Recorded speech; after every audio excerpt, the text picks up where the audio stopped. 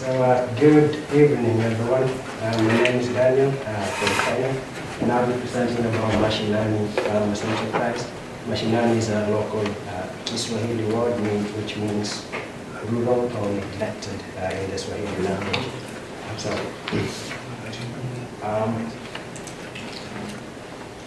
today morning, I woke up late. I went to class at around 9:55. And the class started at 10, so I missed going for breakfast, and obviously I wasn't that productive in class as much, and I was lazy, my stomach was rumbling, and I'm pretty sure most of us have experienced that as well. And it's something that I myself chose to do that. I was lazy to go to breakfast, but in most parts of the world, it's not a choice. Many people actually don't get enough or sufficient food on their table every day.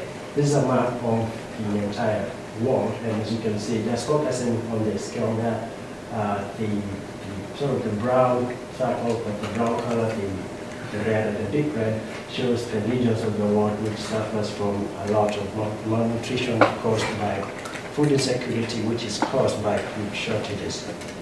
And there's a strong correlation between how food insecurity ultimately leads to low productivity of workers, because if you can't have your breakfast, you won't be productive when you go to do the work. It's the same thing in these countries. When people don't get access to enough food, they won't have the necessary energy to drive the economy and to participate in money-making efforts in which to improve their lives. And as a result, that creates poverty. And as poverty comes into this equation, it now leads to actually the food becoming scarcer because the production, essentially there's no energy for people available to produce these products or the commodities for themselves, which leads to the commodities actually skyrocketing. Literally, you have the prices of commodities going up and making it unaffordable for many farmers. I'm just going to use an example of this Google chart of my home region. This is my village. What you can see there is you'll see small plots, and you'll see some tree lines which separates that. All these small plots are actually owned by a single household comprising of 5 to 7 members on average.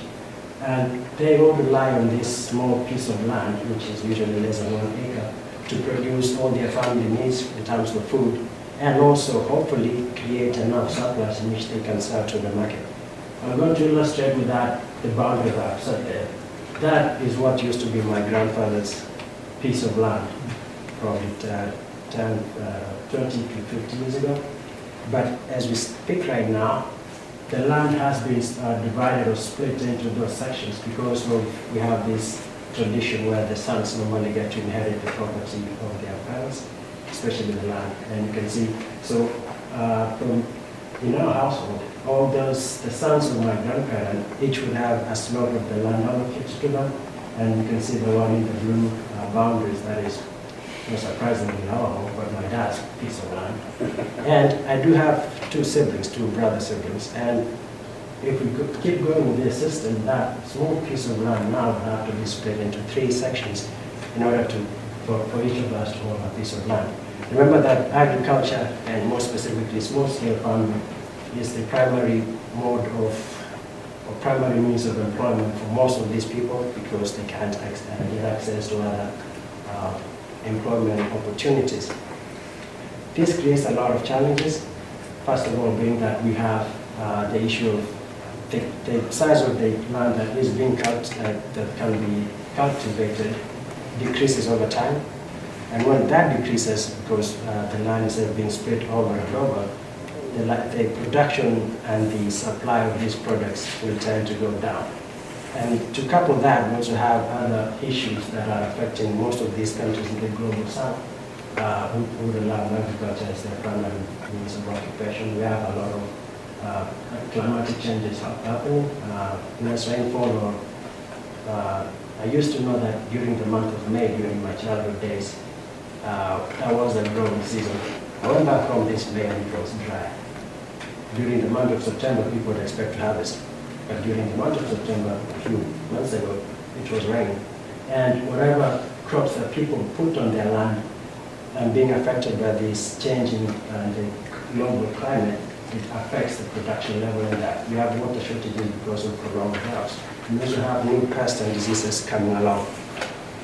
So our solution as missionary farmers is to introduce these more controlled concepts of farming, which includes the hanging garden concept that we've instituted, as well as the greenhouse system, and in some parcels of land which added and semi-arid areas, we also seek to introduce the bee farms for the farmers. What we'll do is to seek partnership with farmers who practice this small-scale farming, and they will be able to use our platform, our machine learning farmers platform, and become our own farmers. We'll introduce the concept of joint farm partnerships and farming initiatives, and in that, they'll be able to access funding from our platforms to transform their lands into producing such commodities that their lands will be capable of, and they'll be able to sustain themselves. And we'll ask them at the end of the harvest period to keep supplying us a specified amount of this harvest into our platform and into our organization.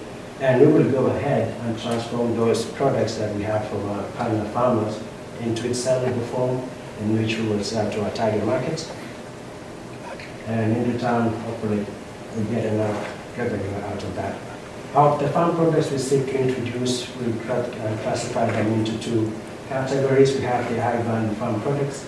In that, I mean the products which create a lot of demand because of these attributes, such as the health benefits of things like honey, things like strawberries, and also crops which can be, or products that can be substituted for more expensive products like meat. So instead of a person having meat, they could decide to have mushroom or fish, for instance, which will be cheaper than that.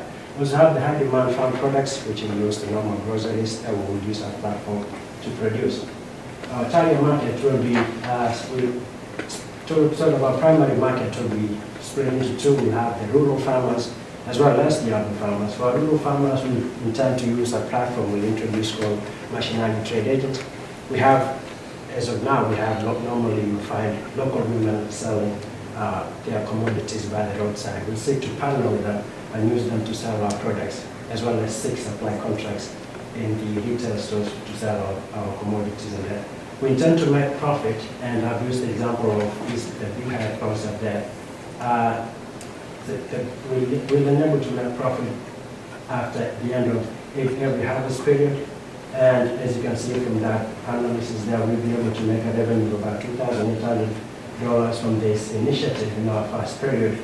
And I'm going to assume that the beehives will be in operation for 3 years, which will enable us to have 6 periods in which we can produce our products.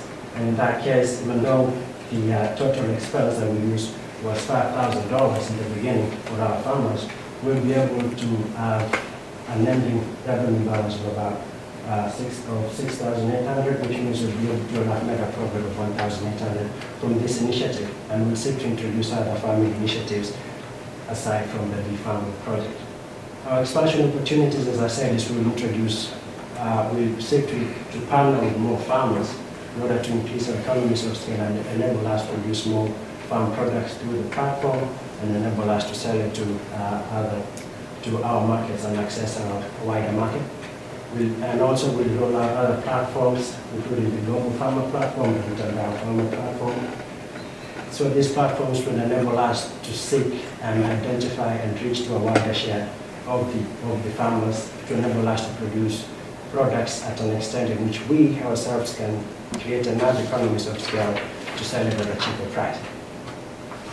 Our value proposition to our partner farmers will be supporting them, creating support programs to our platforms, enabling them to access all these facilities for them to farm, enabling them to have labor services. We'll introduce using the new farmer platform, we'll be able to access our labor services and also enable them to make returns in profits from the revenue sharing ratio that I showed on that slide. To our customers, what will enable them is to, first of all, the most important one is to reduce the price of commodities, since we'll have increased the supply to the market, as well as introducing a wider range of products in which they can be able to buy, as well as increasing their convenience to buy these products, either using the machine learning trade agent or being able to go to the retail stores or even the delivery services that we intend to introduce to our farmers in the end. And also more critical is also improving on food security in most of these regions. With that, I hand my presentation.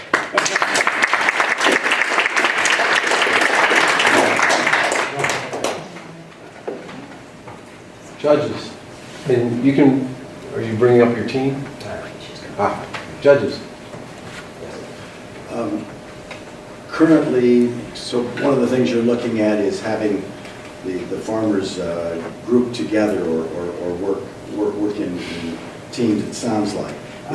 Is that culturally, is that an accepted thing? It is an accepted thing, and it's something that most farmers are actually looking for, because most of the lands lie idle at the moment, because essentially most of these farmers do not have the necessary capital and money for them to do farming activities. So as an organization, we will introduce these initiatives to them and seek to partner with them and introduce these facilities, either greenhouse, if we identify that their land and their plots will be suitable for growing vegetables, or in very arid and dry places, we can tell them to now we can provide beehives for you to produce honey. So as a concept, I think it will be widely received, and it's a new concept in terms of trying to establish a business out of it and be able to generate revenue or profit for both our enterprise and also for the farmers. But also we have to consider that some governments have tried to initiate these activities. For instance, I know in parts of the country, the Israeli government partnered with some of the farmers to do that. But the main problem with the government initiative is there's a lot of bureaucracy, bureaucratic process, and in the end, most of these programs do not really succeed. So being able to be the point of contact, we ourselves as an organization, to interact with these farmers and be able to have them registered to our platform, we work on a membership form rather than just trying to provide support to them. We work on a membership form in which they themselves are also responsible for these products that we provide them, and we also expect them to supply us with a given produce or given amount of produce from this, and then they'll be able to generate revenue out of the sales we get from that. So I believe it will be widely received. And as we speak right now, actually, I do have 5 farms which are awaiting installation of beehives. So as we go ahead, that is something that I'm going to do. And also to mention, I started this program last summer as a pilot program in my dad's farm. So it's something that people came and saw, and if they see a good benefit out of that, I believe that our emphasis is to create a good reputation out of the value that we provide to our farmers and out of the impact that we give them.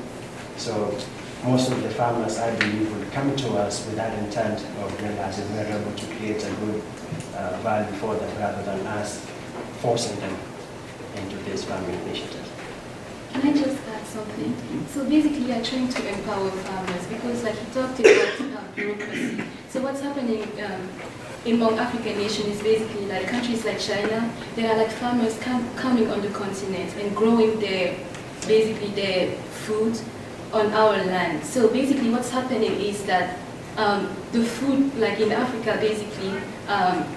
Food production consumes like less CO2. So that's an advantage for these countries already having issues with like CO2, for example, in China. So they grow the food there and then they bring it back to their country. And basically the farmers don't really get much from it because it's between government and those people from other countries. And they bring the food back there and leaving the continent with like issues related to desertification because they use like machines and other things. So we are trying to like bring another aspect and work with farmers, empower them to produce and consume for themselves too. How does your model eliminate the problem though with the shrinking farm? As the farm acres are. So our platform will seek to use what I call small-scale, high-volume production system. I showed you the concept of the hanging garden concept, which does not occupy a huge piece of land, or it occupies something like a small piece of land, but yet you can produce a good quantity of crop out of that as compared to using the open field system. And also using our greenhouses, it will enable us to produce more products per square space or whatever the cultivable space is.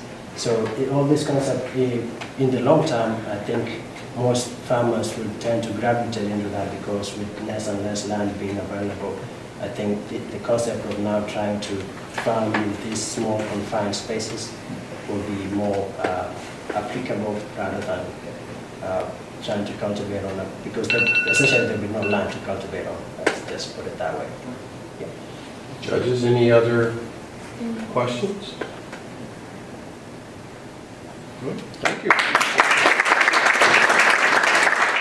Good evening, everyone. My name is Josie Burton. This is Zoya Abbas, Griffin Gardner, and Lon Khan. And we're here today to talk to you about Methane Hub. So, we're at a really unique place right now in the world, particularly because platforms all across internationally are becoming more accessible. And there's a gap where people situated lowest economically are now allowed to have more access that they weren't able to have before. So, and yet we know that this access is only open for a relatively short period of time. So Methane Hub has decided to act on this access and try to solve one of the biggest problems that each and every one of us on the team has experienced: indoor air pollution. Okay, so I'm going to draw what I call the indoor air pollution bubble. We've got 4.3 million people every year that are losing their lives prematurely due to indoor air pollution. That's the direct result of 3 billion people that are using solid fuels in their home for cooking. And if you look at the global population of 7.6 billion people, that puts it into a really interesting perspective, because this 3 billion is about 2/5 of the total global population. So obviously this problem, the world isn't ignoring this, and this problem is pretty big. In the span of the last 5 months, to get an idea of how big this problem has gotten, National Geographic has had 2 cover stories on open defecation and problems with cooking fuels inside the home. So people have tried to solve this problem in various ways. As you can see up here, there's briquettes, and the Global Alliance for Clean Cook Stoves has provided many models that they rely on different systems to implement. The problems with these systems is that they aren't scalable and they aren't sustainable, because it relies on a donation-based model. A fundamental problem in the energy sector requires a fundamental solution. So our process is relatively simple. We take waste from septic tanks that are essentially just dumping that waste in the oceans and the rivers to where they're implementing, and we put them directly into our digesters located in villages and cities throughout, at the starting point throughout Haiti. So to give you an idea of how that works, the microbes in the digester slowly break down the waste in the span of 40 days. And you get fertilizer and gas as a result. The gas can be capped, and we keep it in storage in a biogas container. When we have the demand for our product, we compress the gas and we cap it into portable stoves. And we lease the portable stoves and tanks in a lease-to-own system. So the stoves and the tanks together are sold in the local kiosks, and people use them in the home and are able to cook, and the process continues. So we have a really flexible model, which means we can adapt to our surroundings. We're going to be placing digesters and kiosks in all of our targeted villages and cities. So the kiosk is going to act as a distribution point in our villages. People are going to come up to the kiosk, and we can lease out stoves, tanks, and provide them with refills. We're going to use a similar system within the city. However, in addition, customers will be able to register for our delivery services. They're going to come up to the kiosk, give us some information like their identification, they're going to tell us their address, and as a result, Methane Hub delivery trucks can come up to their houses, and the customers can trade in their empty tanks for filled ones. Customers can also register for if they want a monthly service, if they want a daily service, or they can pay upfront they can pay in installments, so it's pretty flexible. We believe that convenience is a really important selling point for businesses today, and that is why we intend to capitalize on it. So, for our SWOT analysis, we are going to be focusing on a scalable model. This model is going to be sustainable, it's going to be aligned with the culture, and it's really environmental friendly. We're going to be overcoming weaknesses such as social bias, lack of infrastructure, and on-site exposure. The whole idea is to avail opportunities like entering the niche of the market, building customer base, and creating jobs within the community. What we have to do is avoid problems such as political instability, lack of regulation, and flooding of the market. So taking a look at the specific models that we're implementing, we've got the portable tank on your left, and this is essentially, it's very similar to a propane tank. The only thing with biogas is it's liquid, it's gas, not liquid. So we still have the same amount of, it's the same idea, but we're compressing it with a new innovative method. So in the biogas stove on the right here is through a company called Huxin, and we're working closely with them to get the model in Haiti at the right time that we need it. The biogas model is portable, so it can be adaptive to the different conditions in which we're operating, particularly with lower infrastructure accountability. And in particular in the digester, so this is more of a image or a visual representation of the 40-day period. The waste goes into the digester, and through the natural process, the gas in the fertilizer rises to the top, which we will be able to collect. It's 100% natural and requires little regulation. Okay, so as we've explained the model, I'd like to examine the fertilizer market. So the fertilizer is our byproduct, and the great thing about this is the fertilizer won't smell as we thought it would be, because through the elimination through the biogas formation process, the smell would be eliminated. To sell to farmers, we decided to make sure that it has the perfect concentration to be used. It'll then be sold at $3.08 per 23 kilogram bags. So, who are our customers? We plan on focusing on rural Haiti communities and afterward expand our business to larger cities and markets. Our initial customers will be women and girls, as well as local farmers and gardeners. Our target customers do not have social media, so to reach out to them, we decided the best way would be through word of mouth and door-to-door, as well as newspaper ads and mural paintings. As we expand our business, we'll decrease these tactics and replace them with larger scale marketing for gas trucks and billboards. So I'd like to expand on our team skill set. Josie Byrne is our CEO, who has helped establish the market in Port-au-Prince, and who has the knowledge of scientific process and cultural implications needed to make sure that Myth & Hub will succeed. Ruth Vin, our CFO, is a finance and econ major at Earlham. He has experience in programming and financing a social enterprise for teenage mothers in Costa Rica.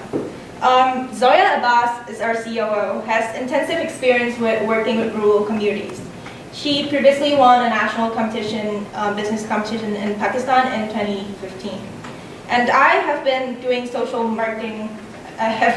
marketing work for 3 years. And I was also the main marketing member for Project Apogee's winner, Eye for Inclusion. So now to our financials. Currently, Haitians are paying 44 cents to $1 per meal's worth of charcoal. Myth & Hub will be charging 30 cents per meal's worth of biogas fill-up. So we got to this charge by charging 20%, 20 cents per methane fill-up, 5 cents per tank lease, and also 5 cents per the stove lease. This will cause Haitians to save approximately 14 to 70 cents per biogas fill-up a day.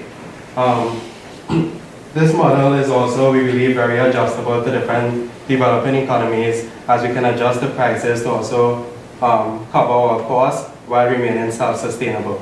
At the end of the year, we'll be calculating our growth by doing the inventory turnover ratio, which tells us how many units we've sold and replenished for the year, and also a sales percent sales growth. So to our startup expenses, I'd like to direct your attention specifically towards the opening inventory and our working capital and our total expenses. So our total expenses is actually something that's really controllable based on the amount of units we're selling and our location. So for the total expenses in year one, in all the regions that we believe we'll be covering, we expect about 850,000, but that's because we're expecting over 25,000 units to be sold at the end of the year. So with our sales. So with regards to our impact, we have the potential to transform billions of lives. Currently in Haiti, we are going to start our projects, we're going to get some more information, and then we're going to expand. Countries like Haiti, Tanzania, and Pakistan all suffer from a similar problem which can be cured with nothing now. We've come so far and we can go further, so why shouldn't we? Thank you.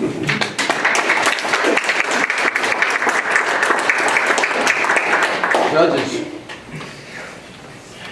what's the relationship between the input and the output in terms of, does one village waste equal all the cooking, all the methane that village would need, or is it 2 to 1 or 1 to 5, or? So that's actually a problem that we encountered pretty early on, was trying to measure the ratio of input to output, especially if we wanted to try to get the waste from one village equal in regards to how much gas we're trying to get and fertilizer. So that's why we redesigned our model to be directly accessing the septic tank trucks. So this way we'll be able to get the amount of waste that we need per day, and we're taking away.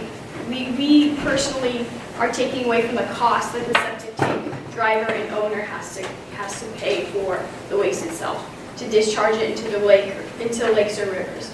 So in lower economic countries, every single one that we've looked into, India, Pakistan, Haiti, and Tanzania and Kenya, actually all 5 of those, we were recognizing that was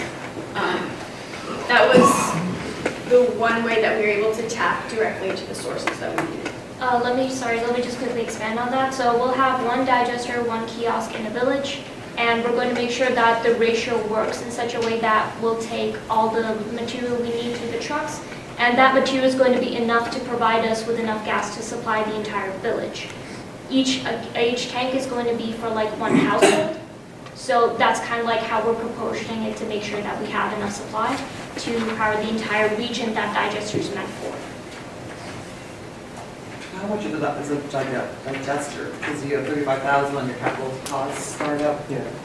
How many digesters? Based on when we contacted Hoopsin, there are different digester models. So ours is like so there's an industrial digester, but for the startup, we wanted to do something in between where you can basically use it within the village. And the cost of that one was $4,800, close to $5,000. So if you use 1 per village to suit them, then yeah, I mean, you can control it based on how much villages you go to. If you move to a city, then the industrial one is far larger and yeah, it's a lot more expensive. So just expanding on that just a little bit, the startup expenses were to deliver to customers, 25,000 customers, is that correct? Yeah, so basically it was based on the unit, so we're ordering the tanks and the stoves also from Hoopsin, and those are 25,000 units. So Okay. yeah, you're And there's quoting 1 unit per customer? per customer, 1 unit of tank, 1 unit of stove per customer, but the tank is, you can bring it back and forth Right. for it to be refilled for And- their use. So I just want to make sure I understand you. 1 digester would be enough capacity to handle the 25,000 So, units? yeah, so basically what we did was, so the place we're targeting right now is called Leogon. We're actually going there in December, kind of like work out the science of everything. We also got a digester on campus just to make sure that we have all the ratios and everything right.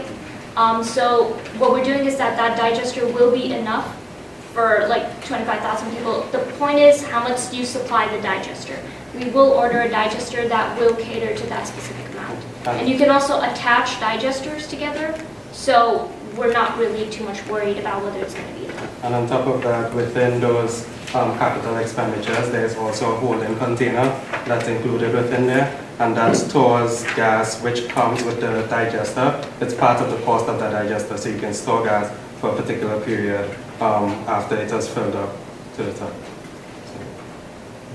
which you can be used later. Cultural question again, you're moving from wood, using wood primarily as a cooking method to natural gas, or to biogas. What are the issues there? So, I mean, are you asking what are the issues with using wood, or what are the issues? No, what are the issues that means that in the end you're going to have people who are happy to use now biogas that they're not used to? Right, so basically, in a lot of countries, like Pakistan and etc., they're pretty familiar with using gas for cooking and heating. So with regards to Haiti, they have coal and wood. The reason why they're not using gas is because it's too expensive. So basically for people, if you offer them a cheaper, cleaner alternative, they're basically bound to take it. Our product is a lot cheaper than coal and wood, and basically that's what we're trying to go for. What were your sources of waste? Um, It's kind of building on what Scott had asked. Right, so for our waste, what we're going to use, not only are we going to use waste, but we can also use compost. Basically, in such regions, there's like a lot of like extra material that's lying around, peels and etc., these sort of things. We can also use that. But for waste, what we're going to do is that in Haiti and other countries, there's like these trucks that carry all the sewage and waste. Those trucks go to different places. Sometimes they throw them in rivers. Sometimes they have a landfill that they can throw it in. So basically what we're going to do is we're going to take those trucks and we're going to work with basically whoever's in charge, and then we're going to make sure that the truck deposits like however much we need into the digester. But no livestock? I mean, if we partner, so we were actually thinking about that since we're partnering with farmers and everything, we might as well also like kind of like pay them to give us some of the waste material from livestock and everything, but just we didn't want to say that in case we want to get down the specifics of it. But yeah, like we have like a bunch of ideas of where we want to get the material from. So just to reiterate real fast, it's human waste, it's sewage that we're directly accessing, and that's the septic tanks that I was talking about earlier directly collect the sewage from latrines, and it takes manual labor to do that. So unfortunately, there's no process that's simplified to use manual labor to take it out of the latrines, and so that's directly loaded into the septic tank to which they transport it to the end source. Yeah. Any other questions, judges? Good evening, ladies and gentlemen. My name is Joel Dominguez. I'm a sophomore business and nonprofit management major here at Earlham, and I'm accompanied by these two fine young men. Yep, and I'm Jordan Christian, a sophomore as well, computer science major with some biochemistry background. I'm Cole Burrell. I'm also a sophomore, and I'm a neuroscience major here at Earlham. And we're going to talk a little bit about BuzzTech here. So BuzzTech, the way this whole idea came to me was I was actually sitting right out there on the Hart on a Sunday after a long day of studying in the library, and I was just getting chewed up by mosquitoes, and I was like, man, I wish there was a little bubble that I could pop up on my phone, surround myself in, and keep them away. And there it went. I started searching, started doing research, and essentially we make ultrasonic frequency emitters that repel mosquitoes. And we plan to be headquartered in South Africa, doing all our production and manufacturing in South Africa, then distributing in Nigeria. So we make two types of products. We have an individual product, which is basically a little device bolstered on a keychain, which you would put on your keys, and it basically emits a radius that would cover you and keep all mosquitoes away from you. And then we also have a second product, which is a much bigger emitter, estimated to be about the size of a shoebox. This emitter is for more public areas, such as marketplaces, or just a place with a high population density, and a lot of people there, keeping them safe. So The main problem, the main question that people ask when I tell them about this is, does it really work? So ultrasonic frequency emitters already exist in the United States and are kind of looked at as a scam, as something that doesn't really work. What separates us from the competition is how we power our emitters. Cole, you want to talk a little bit about it? Yeah, we plan to use solar-powered power emitters. With the research we've done, we found that the correct frequency to repel these mosquitoes is between 38 and 44 kilohertz. And most of the products that we have researched like this that already exist are not getting up to that frequency. And what this frequency does to the mosquitoes is it puts stress on their antennae, and when it stresses their antennae, it pretty much just repels them.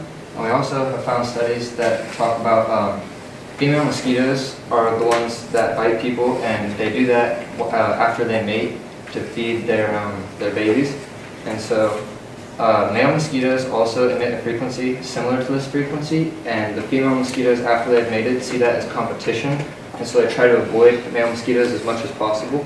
And so it's really going to drive them away by putting the stress on the antennae, which naturally they're not going to like the stress. And it's also going to create a feel of competition for them. Yeah, and for like the energy portion side of that, I'll get into it a little bit here on one of the following slides, but we're going to use kind of some photovoltaics, but that's just kind of a little tidbit is what I'm going to get into. Okay, well actually here we go. So with that, a lot of the emitters that are on the market today are battery operated, and as Cole mentioned there, they can't get up to that frequency of the 38 to 44 kilohertz. So what we plan to use are solar powered based emitters. Obviously solar power kind of on the basis of photovoltaics, which is the conversion of light into energy. And then with that they use a semi-conducting material, which has helped to power the panels. And kind of doing some research, I found that a lot of companies who have fields of solar panels use a crystalline silicone, which has been around for plenty of years. But with that, going on kind of the energy side, making this crystalline silicone gives off a lot of toxic chemicals. So doing a lot of the research of what conducting material would be best for our emitter was kind of tough, because there's a lot of them on the market, and a lot of ones that have good power to them. But one of the big things I wanted to tackle was the hazardous part, because obviously with this whole price here, we're on the topic of energy. So the one that we found best would be an amorphous silicon. It's not as powerful as some of the crystalline silicons, but one advantage to the amorphous is you're able to stack layers of the amorphous on top of each other, which you can't do with any of the crystallines. So that's a way to kind of boost the power for that. It's also less expensive, and then kind of how I just meant it's flexible, so you can stack on top. So some of our key partners that we plan to go into business with is the local government of Nigeria. Now this is more for our second product that I talked about, the one that's about the size of a shoebox. We plan to partner with them so we can hopefully put them up on light posts or on tall structures to emit the radius over the public areas. NGOs with a similar mission we're also open to working with, and technology companies that we can hopefully partner with to produce the device. Yeah, and with that, we're in search of companies who are able to produce both the frequency emitter as well as the semiconducting material to kind of knock two birds out with one stone, as you would say. So some of our key activities are awareness campaigns / fundraisers, product research and development, direct root level marketing, and spreading brand awareness through social media platforms. So our value propositions. So a big problem in Nigeria especially is malaria and diseases that are transmitted by mosquitoes. So we plan to reduce them and hopefully eliminate them. And in doing that, we plan to increase sanitation among densely populated areas. The way we plan to increase sanitation is, especially with our bigger emitter, there's a lot of open marketplaces in third world countries, and like with mosquitoes, like their waste obviously gets on all the food, on all the things that are being produced at these markets. So hopefully with repelling them, that won't be an issue anymore. Yeah, kind of going off the malaria, that's the mosquitoes that we want to target. Because according to the CDC, after doing some research, there were 212 million malaria cases, and of that 212 million, 429,000 deaths were resulted mostly in children in Africa. So that's why we kind of want to target a lot of African countries, because this is where malaria, I guess, kind of feeds off of. So the consumer relationship.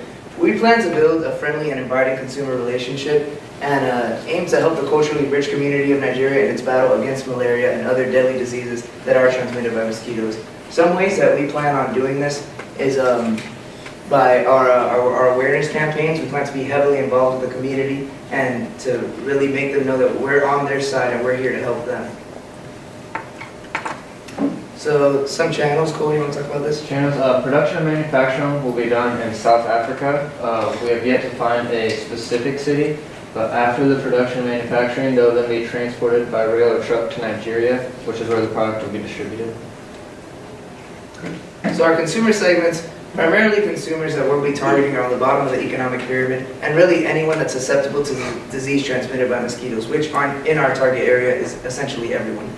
And basically, like our primary target customer, we're guessing is women from the age of 20 to 40. We're assuming mothers that will be buying these products for the family. Yeah, as well as children too, because again, with the CDC reports, children in Africa are the ones who are most heavily affected by the malaria disease, so they're kind of our main targets along with their And so kind of going off the cost structure, this is just simple of how we're going to go about this. So the research and development, which is pretty much already done in itself, product and manufacturing, advertising, getting these materials to where they need to be in Africa, and more specifically Nigeria, labor and then distribution as well. And some of our revenue streams plan to be through sales, government subsidies, charitable donations, and investments. And with that, we'll wrap it up and open it up to questions. Thank you.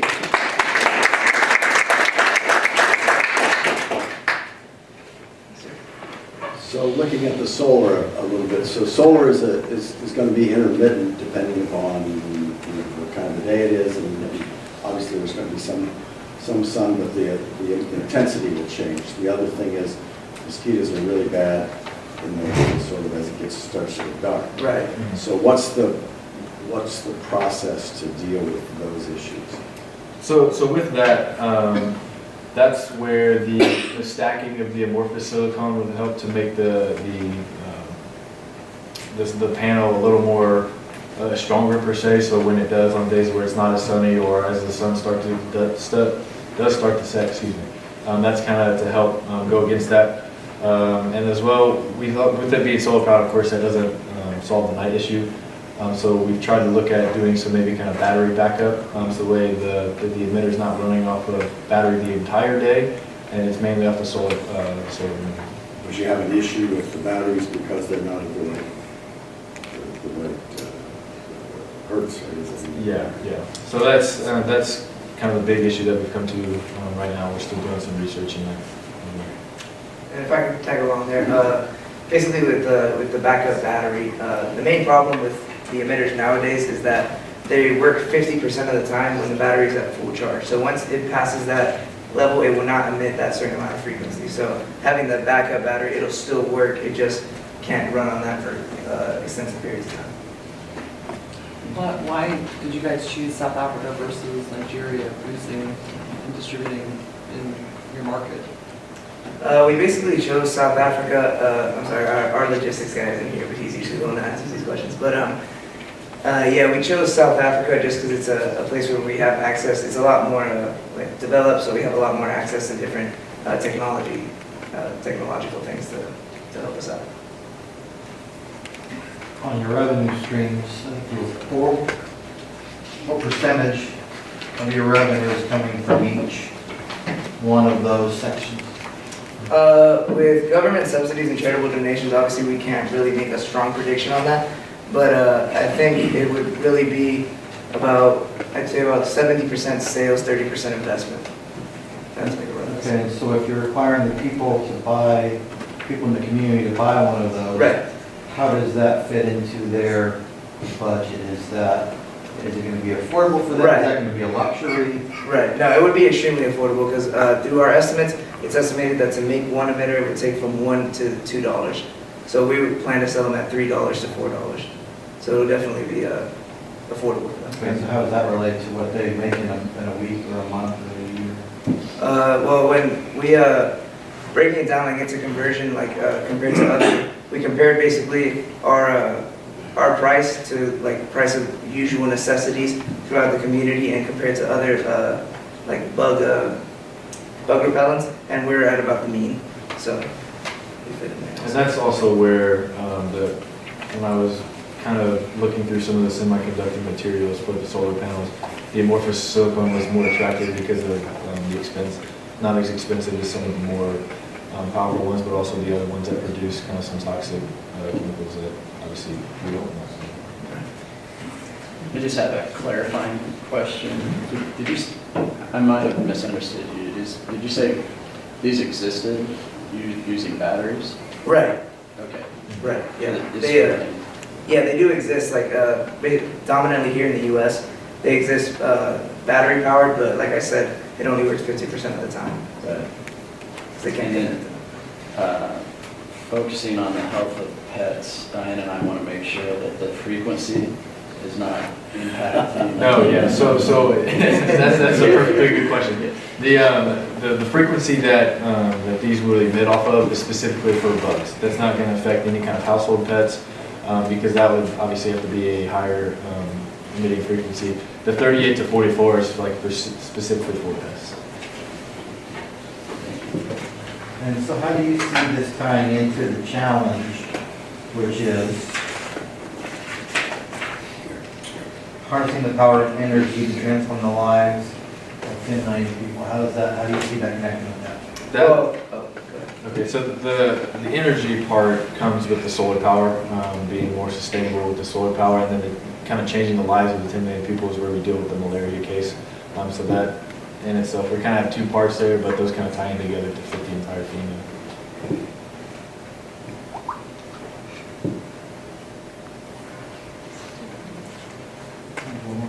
Yep. So that technology is proven it works. I mean, it's proven, it's scientific proof that you mentioned the word scam earlier, and that Right. I think that's a common perception. Yeah. That technology is proven to work somewhere. There's studies that show that Right. it does work, but it has to be done properly. Right. In the Or it spectrum doesn't of work. 38 to 44 kilohertz. Okay. And the reason that they don't work is they run out of power before they do that. Right. Once they reach their 50% max level, they'll drop below that. So they'll usually be from after like being at the right range will be anywhere between I think it was 15 to 20, which won't work.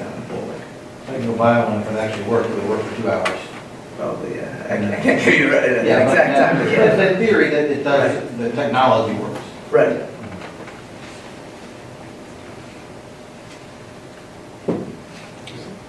Good, thank you.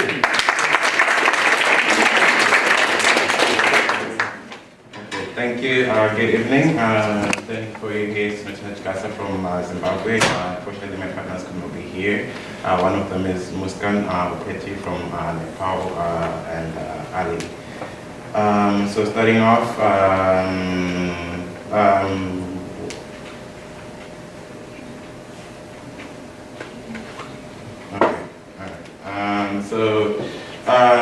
one thing that is happening in the world is that the population is increasing, and as the population increases, one place which tends to have like the very bigger growth, bigger population growth is developing countries, where we also experience rapid urbanization in developing countries, developing cities, where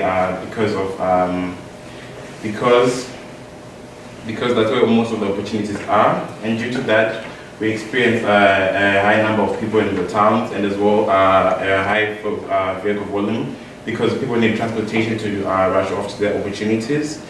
Because of that, the cities face increase in population density and congestion, which makes the problem of the last to first mile problem very prominent, which means that it takes people to connect from where they're left off with the public transport to where they need to get to much more longer.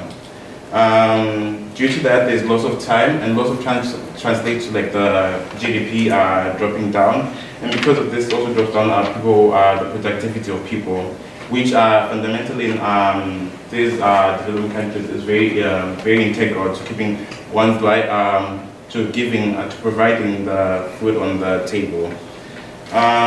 One thing that also comes off with having congestion is that the most public transport systems that we have involve crewing people, and like during the evening, people face the risk of theft and also physical assault.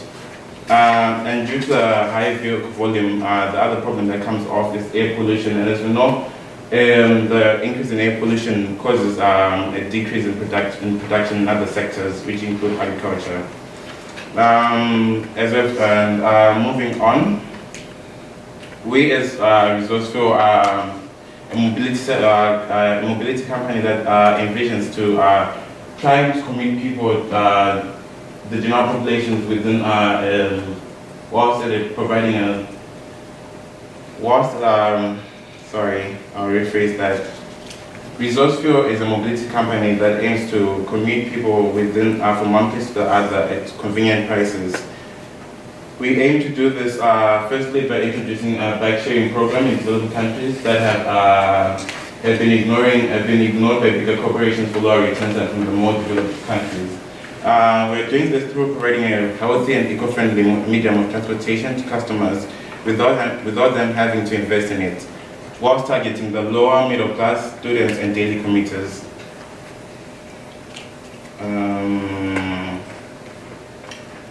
This program has already been tried out in China and Europe and the US as well, and has had much more success there.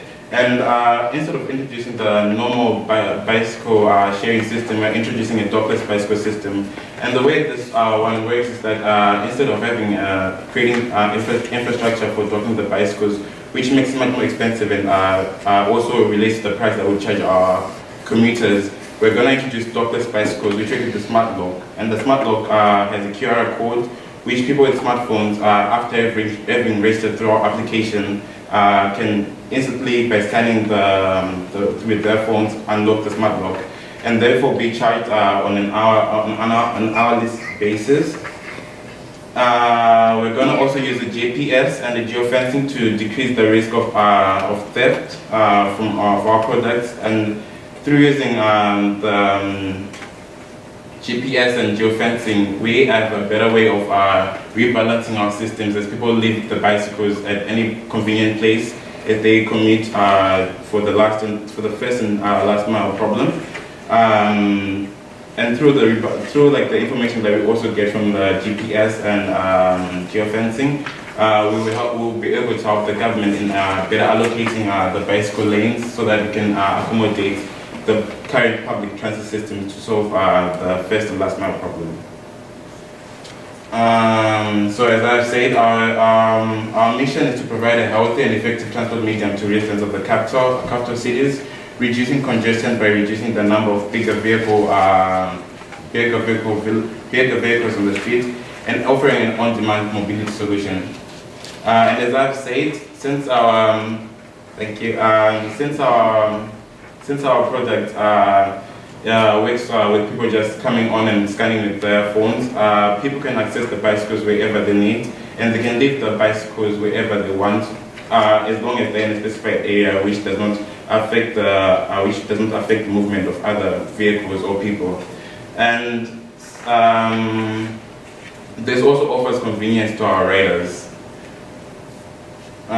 So our unique selling point is that we are the first in our market, and the competition that we are facing right now, which is the public transport system, cannot effectively solve the first to last mile problem. And secondly, because our public transport system and usually in developing countries involve crewing people face the risk of high theft and assault, as I already said. And as I already noted before, this is a demand solution. So people access the bike when they need it. It's according to what people need, and it's highly effective in that sense because it's meeting people's demands when they need it. So that people don't have to wait for a taxi, people don't have to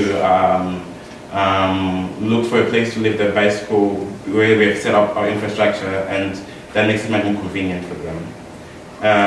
In addition, it's also healthy and eco-friendly because we don't produce CO2, and people also get to exercise, which is something people who work with appreciate because as they rush to their meals to and from their buildings.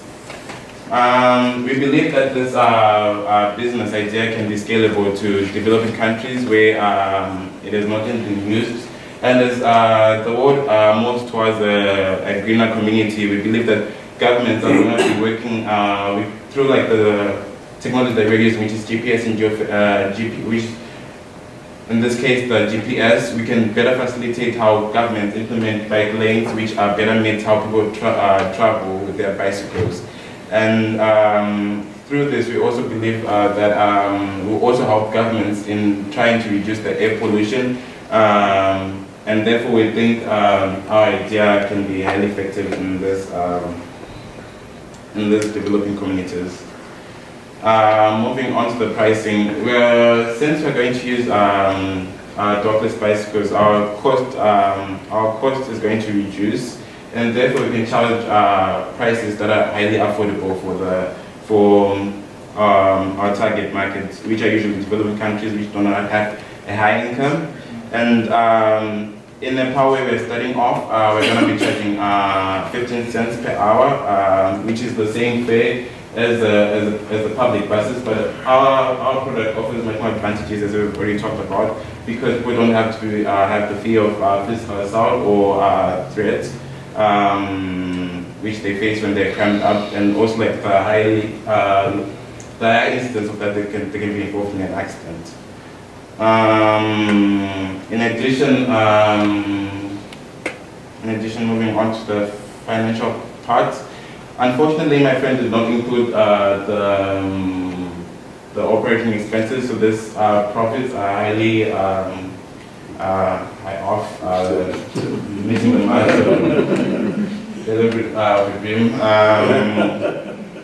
So I'll move on to the final one because it's still the same. So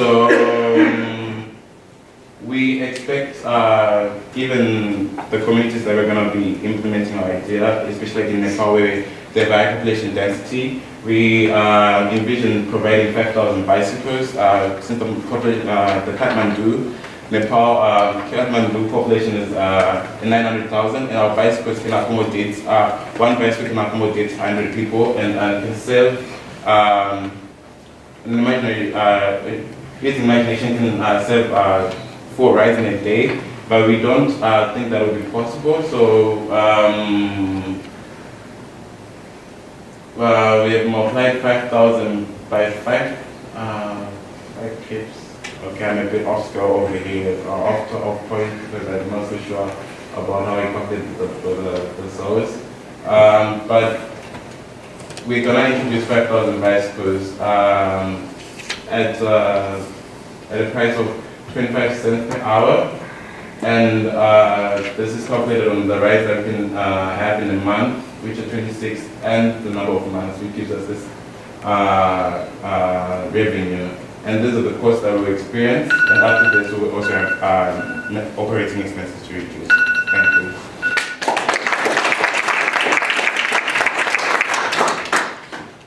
Yes. So you talked about accessing the bikes or unlocking the smartphones. Yeah. So what is the accessibility of smartphones? Given in this communities where we're targeting, it's not effective for us as we start to target the very low income people. So we're targeting the middle income people, which includes daily workers and school children whom have the access to these mobile phones. And as well, usually in developing countries, they have copycats of like the real phones, so these are sold at a lower price. People do have access to these phones, and they work as the same as the normal iPhone, but it's just like a copycat of it. Thank you.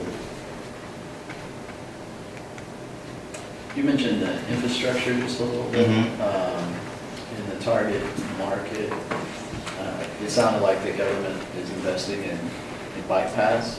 How far is that along? Is it far enough to roll this out?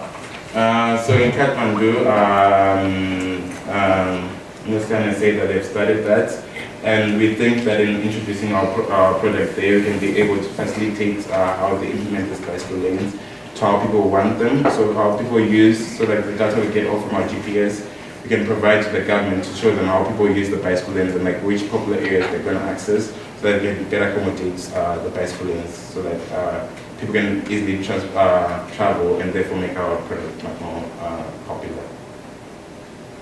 Yes. So if this is a dockless system, Yes. Then will there still be a gathering point? I mean, how do people know where to go to get? So using the GPS system and an application on the phones that people access, which is how people get to register on our system as well, and also be able to access the bicycles.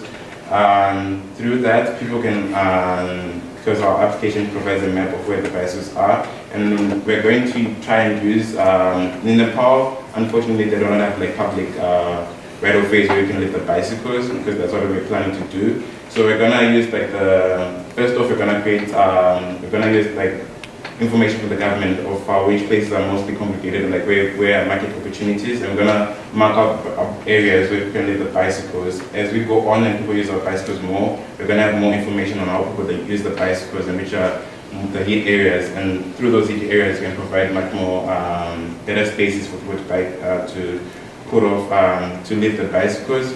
But in other countries which we seek to go into in Southern Africa, they do have the public right-of-ways, so we can leave the bicycles there. And as people use our bicycles, it's gonna be the same idea as well. So as people use our bicycles, we're gonna know how much more about how where they use the bicycles, and through that we can accommodate much more space, bicycle spaces, or just marked out spaces where we can leave the bicycles, so that we don't interfere with like with how people travel in our cars or like the public transit system is already working. You may have said this, but how are the transmitters powered at the bike so that you can track them for the GPS and know where they're at? I'm not so sure. Do you think you're going to have a theft problem? So through using the GPS and geofencing, we can know when a bicycle has moved out of area, and through the GPS we can get data on how someone has been keeping the bicycle, on like where the bicycle is. If we see that it's still in use and it's still stationary, we can therefore through like the legal guarantees that we're going to make, we can contact the police and therefore have the bicycle restored. In addition, since if someone hasn't locked the bicycle, they're still going to be charged, so therefore it does not make sense for them to keep the bicycle. So hopefully, through introducing the GPS and geofencing can reduce the risk, and as well the bicycles are going to have the same design, so that reduces the risk of them stealing the bicycle.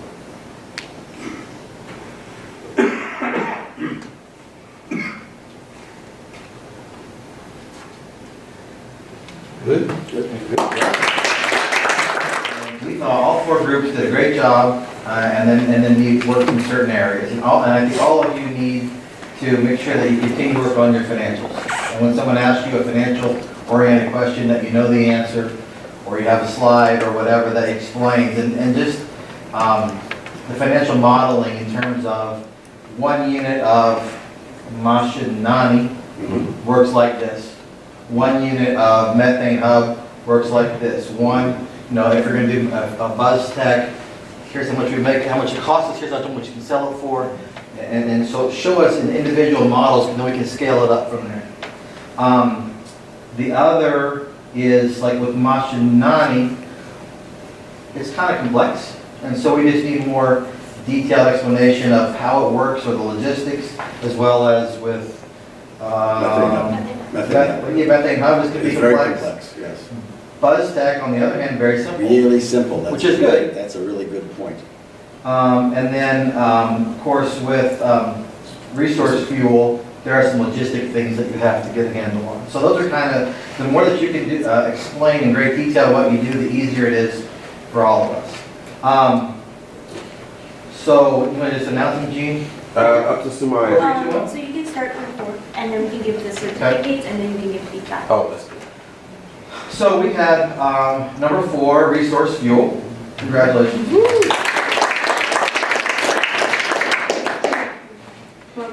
We like the fact that you were looking at a proven business model that worked other places. We need you to prove the technology. everything from the GPS to the geofencing to all of that, and then show us that you solved the logistics. Right across from me. And you need to show us that you solve the logistics. You have land on there. What do you need land for? If it's going to be rackless, that kind of stuff. Okay. You gotta make sure all your people show up so that you can answer. That's unfair for you. Definitely. Woo! They're all goes to them. Oh, you get all of them. All right, good. Thank you. Number 3, we had BuzzTech.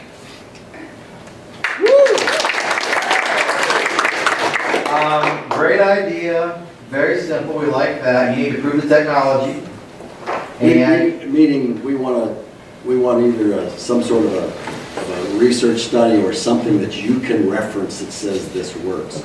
Because we're not sure that it isn't a scam. no Sonic. You need to make us believers. Scientific. And then the solar. And then you need to solve the sun goes down at night. Problem. You really got to fix that one because that's when the mosquitoes are coming out and there isn't going to be any sun. So So you whether got you to store it in batteries or however you do that. You got to store it someplace. So, number 3, BuzzTech, good job. Woo!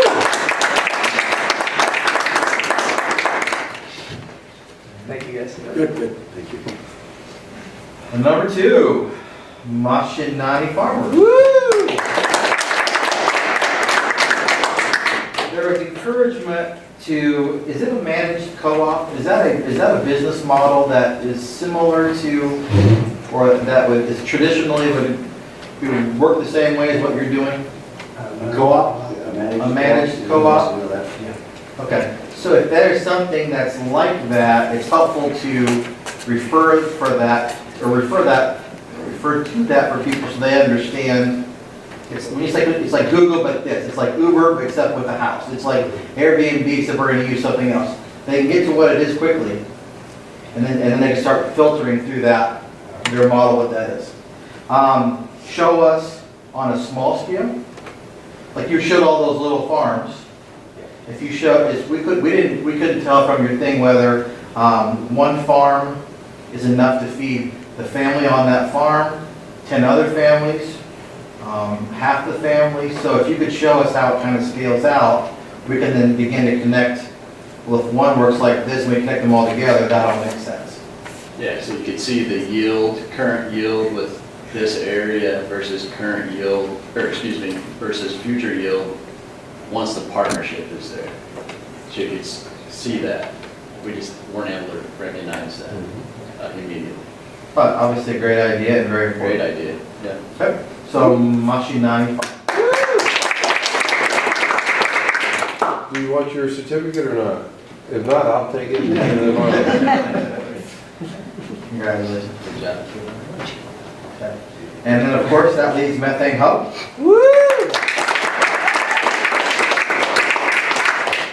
You guys obviously been working on this for a while, so you've done a lot of good things. We feel like you still have to work out that economic model of how much waste comes in versus how much goes out, and then do we need one of those for our town or 40, and then what's the economics behind that? And I think that's something that engineering people go right to that when they start asking those kinds of questions. Even non-engineering people go to that and think, what's the money side of that? I think your presentation was good, but I think you're burying the lead as far as the problems that you really solve. One problem that you really solve is indoor air pollution, which you did that, but I think that's a visceral thing. If you said, I'm going to cook a dinner for dinner, and I'll cook it right here on this table, and you pretend like you were going to light up a bag of charcoal, everybody would instantly understand what a problem indoor air pollution was. And if you said, wait a minute, I got to go walk 4 miles to get dinner, I'll be back in about an hour and a half. Can you guys wait? We understand now that how far that you have to walk and get that, what a hassle that is. So I would lead with, these are the big problems, and then the third one was the sanitation. And oh, by the way, I'm going to take all of our waste and throw it in the river on the way. Maybe we'll get you solve a very visceral problem. And if you can convey that in a visceral way, they're there immediately with you to say, yes, I hate that, I would hate to do that, and that's kind of yucky. So how do we solve all these problems? And then after that, we're all hooked, because you just told us all these problems that none of us would like to have. I thought you, beyond that, I think everything else was, anything else you want to add to that? Well, just that you've got a really complex issue. So you need to figure out ways to make it simple to explain, knowing that it's complex in the end. You're understanding your capital costs, and you're really understanding all, because you guys do have a big capital, you know, with the digesters, the tanks, the stoves, so really understanding what that true cost is, and what you're really going to do to use them for. If it's super simple, emphasize how super simple it is. Because in the room, we all went, I don't think they can get it done for that. Or you don't want us thinking that. Yeah, what we were thinking was $5,000 for the digester, right, servicing 25,000 customers. And that intuitively, We think it's a disconnect. without seeing that capacity analysis, it's challenging for us to buy the investment. He buys big equipment at work all the time. So he knows how big equipment, what it costs and what it takes to run it. And I think you guys have some weird stuff in your financials you can look at as well. Like you have a lot of infreight, I think, on your, like, and you have, Yeah, that was, that seems really high. It's very expensive. We're trying to find, like, insource it rather than outsource it, but because we're trying to, our initial model is based on Fuxin, we have to import a lot of that stuff, like. Fuxin yeah, is, what is that? Is that Japanese? Or was it Chinese. Chinese. But there's somebody that could help you solve that problem. That's a huge number that you had. And then there's another number down there that was really big, insurance or something. That was $112,000 or something like that. Yeah. So get with somebody that can kind of work you through those and challenge you on those numbers. But I think all of you guys have a really good basis, but at any level, someone's going to pick you apart on your numbers. And if you don't, go watch Shark Tank and watch when they don't know their numbers and watch what happens. It's not pretty. Yeah. And so you have to know, you guys have to know what it costs to make one, what are you going to sell it for, how much the batteries cost, all that kind of stuff. Sorry, 1 second. So we didn't really make it to the presentation on time, and I was just wondering, do you guys think there's something we can cut down on with regards to the presentation? Well, and that's a Feel good like, point, oh, this because is see, really the big, you actual don't need to- presentation is about 6 I would minutes. ask if you could give that feedback to all the teams who, Mashanani and who else, Tino, did you make it on time? No. And they were on time, they were a minute ahead, so if you can give that feedback to all the teams, that would be good. So the actual Hult competition presentation is about 6 minutes. 6 minutes. 6 minutes. Yeah. So, you So know, that's where you really want to. you really want to. Problem early on, get people understanding, and then you can branch out from there. So that's really. So immediately deal the problem, just like Yes. straight up, don't build up to Boom, here it it. is, yeah. And quickly. Exactly. Okay. So this is a global issue. Yeah, I would throw out the SWOT. I think that provided very little value to what you were doing. I throw that out. Unless it's really important who you guys are and what your team is, I think we could probably throw that out and say we have a multidisciplinary team that covers each area. And unless they care about that, I roll on without that. You guys, what else do you guys think? Your projections, just so you guys know, the projections, your net margin will always be, for the whole group, your net margin will always be less than your gross margin. Am I saying, I mean, that's correct? Yeah, that's correct. That's correct. Okay. Net margin will be less than your So gross your net margin will always be less than your gross margin. Because it includes all of your G&A. Exactly. Well, Your that's SG&A. And I will tell you, now that I've been doing this for 3 years, Team Magic Bus ran over, usually, it's a 6-minute target, 3 to 8 minutes. When they got to the Hult Prize final competition, they were a minute under because they sharpened the focus, took out all the peripheral stuff, and went right to, here's the problem, here's the solution, here's what it's costing me, here's how I'm going to do the social impact. I didn't hear a lot of social impact tonight, right? Social impact. This is a social entrepreneurial competition. What is the social impact of your endeavor? So this was good. This was good. That's really good. I thought that Mashinani's your PowerPoint where you showed pictures going back and forth was really simple, but I thought that was really effective. As opposed to maybe 37 bullet points, which are harder to get through.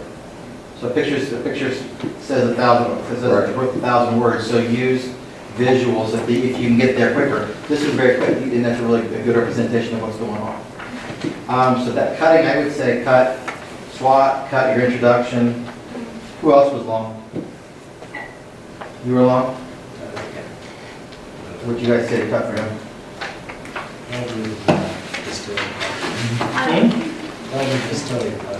No, don't cut the story part. The stories are important. Yes. Maybe not maybe not as much detail. Yeah. Like here is before, here is after. Here's the problem that we're trying to solve, right? The story of cutting up the land and getting smaller and is just the past. Yes, that's good. Well, so the section that's talking about the different types of partners, I didn't understand. Which one was that? So, the Mashinani, okay. So the partners he didn't understand. So what was the relationship of farmer, farmer? Oh, you're in that, okay. This section. Okay. All right. Everybody else? You guys on time? Yeah. All right. So I just quickly wanted to add one thing.